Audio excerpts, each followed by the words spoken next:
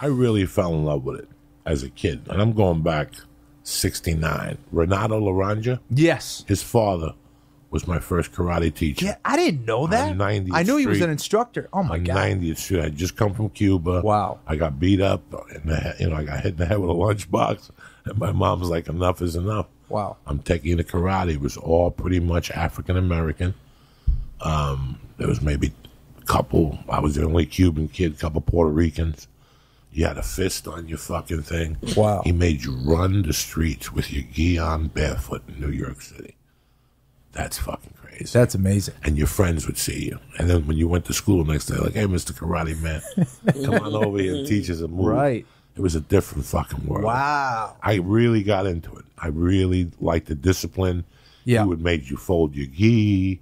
You had to put the belt on in a certain way and carry it. Yes. With your belt. I mean, he hit you with a stick. How old were you back then? I was 5, maybe 6. Dang. The whole thing. That's so cool.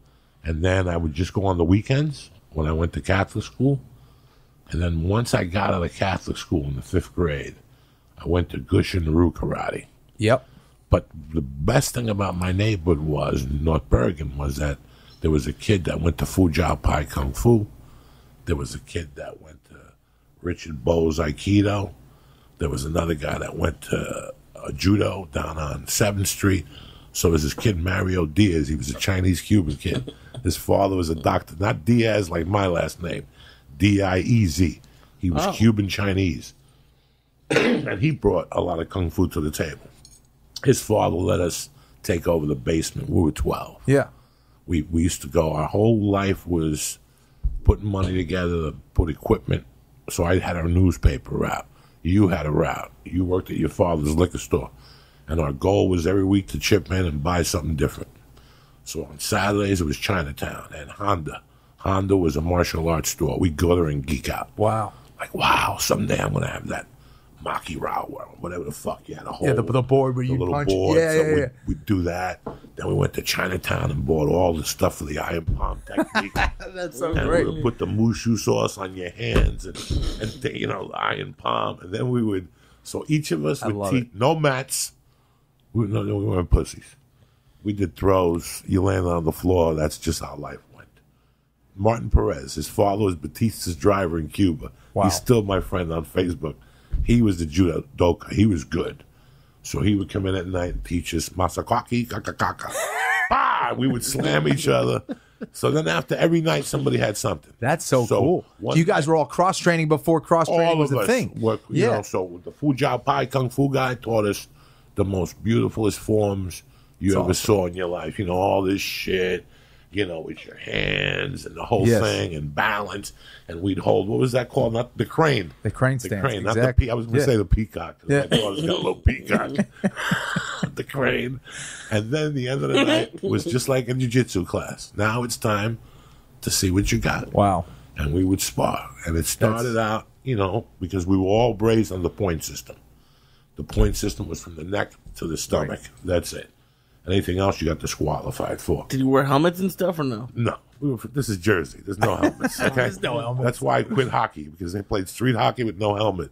And the first day I went, somebody's head went through a plate glass window on the street. Oh, my God. Done. That's not for me, dog. This was different. This was plaster walls. Anybody could go through a wall. Right. I could go through a wall once a week still. I'm 57. That fucking wall, like when his father finally came down a year later one day, he's like, what the fuck happened to my basement? We had punched the walls.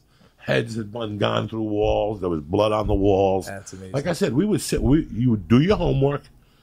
You would go to your own martial arts school, do your homework, and then we would bamboozle our mothers. Like, I got to go to Lee's because we're going to study on that algebra exam. Okay.